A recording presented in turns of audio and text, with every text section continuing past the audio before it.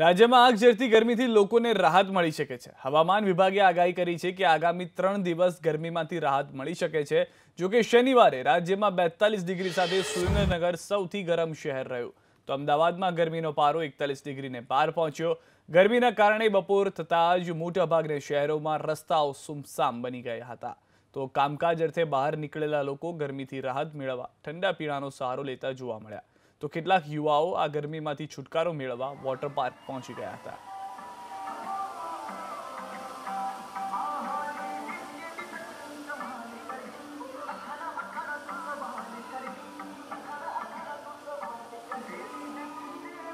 અને અમદાવાદમાં ગરમીને લઈને શું પરિસ્થિતિ છે, સંવાદદાતા રાજલ બારોટના અહેવાલ પર કરી નજર। કાળઝાળ ગરમીએ કાળો કેર વર્તાવ્યો છે, ત્યારે સમગ્ર ગુજરાતમાં હીટવેવની આગાહી હવામાન વિભાગે કરી છે। જો કે આગામી 2 દિવસ સુધી ગરમીથી આંશિક રાહત આપવામાં આવી છે, પરંતુ ફરી એકવાર ગુજરાતવાસીઓને ગરમીમાં શેકાવવું પડશે। અત્યારે આપ જોઈ શકો છો કે અત્યારે અમે લોકો અમદાવાદના કોમર્સ 6 રસ્તા વિસ્તારમાં છે અને આજે રવિવારનો દિવસ છે। રવિવારના દિવસે પણ લોકો આ કાળઝાળ ગરમીથી હેરાન પરેશાન થઈ ગયા છે।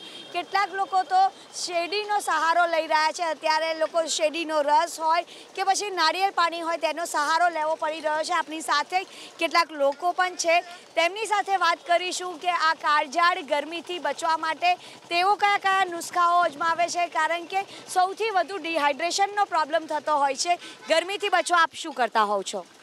જનરલી ગરમીથી બચવા માટે પહેલાં તો જે આપણે કપડાં પહેરીએ છીએ નોર્મલી શોર્ટ કપડાં પણ હાફ સ્લીવ્સના પહેરીએ છીએ।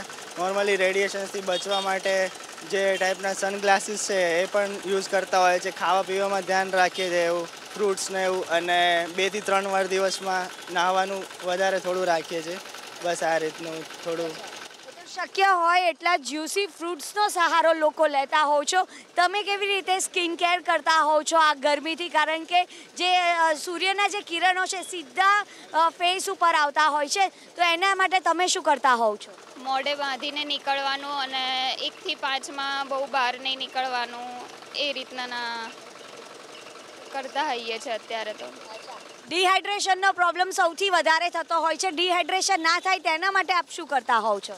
અમે બને એટલું ફ્રૂટ જ્યુસ પીએ છીએ, લીંબુ શરબત પીએ છીએ અને બને એટલો લાઇટ ખોરાક લઈએ છીએ કે જેથી આપણને ડિહાઇડ્રેશન ના થાય અને શરીરમાં પૂરતા વિટામિન મળે, જેથી ગરમીના લીધે ચક્કર ના આવી જાય અને આપણે ક્યાંય પડી ના જાય। બને ત્યાંથી 1 થી 5 ઘરની બહાર ના નીકળીએ, સવારે કાં તો સાંજે જ નીકળીએ। તો સવારે અને સાંજે જ કેટલાક લોકો તો બહાર નીકળવાનું પ્રિફર કરતા હોય છે, કારણ કે જે રીતે ગરમીથી લોકો હેરાન પરેશાન થઈ ગયા છે ત્યારે અલગ અલગ નુસ્ખાઓ અજમાવી રહ્યા છે।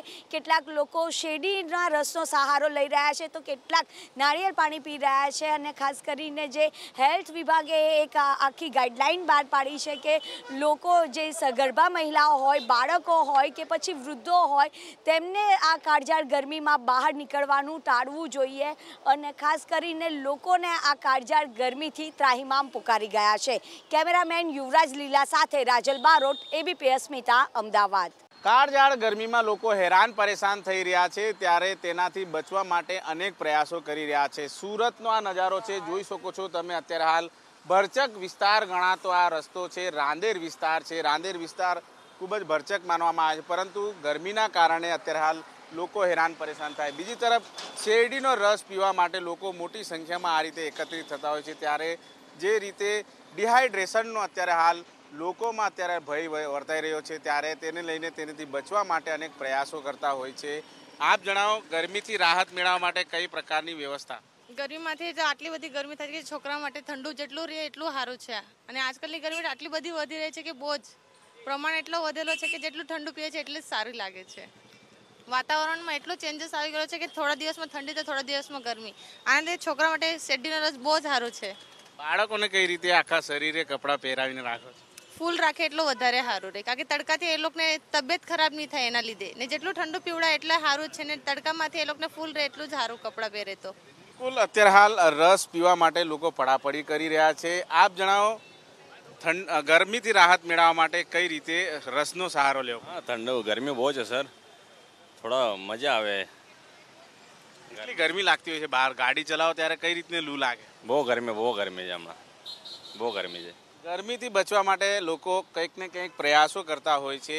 કાકા આપ જણાવો, ગરમી ખૂબ જ, આટલી ગરમી ક્યારે જોઈ હતી પહેલા? ના ભાઈ, પહેલાંમાં તો નથી. આજે કારણ મારી 69 એજ છે ને પહેલેથી 50ની સાલથી સુરતમાં જ છે, પણ છતાં આટલી ગરમી નથી જોઈ.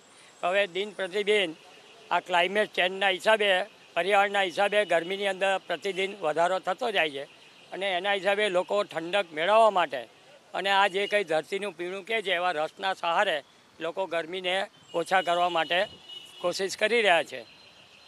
જોઈ શકો છો, લોકો હેરાન પરેશાન થઈ રહ્યા છે. ગરમી અત્યારે હાલ ખૂબ જ પડી રહી છે. સુરતની ગરમીની જો વાત કરીએ તો 35 થી 37 ડિગ્રી સેલ્સિયસનું તાપમાન છે. ત્યારે આ પ્રમાણે શેરડીનો રસ જ એમના માટે મહત્તમ ઉપયોગી નીવડી રહ્યું છે. એ પ્રમાણેની અત્યારે હાલ સ્થિતિ સર્જાઈ છે.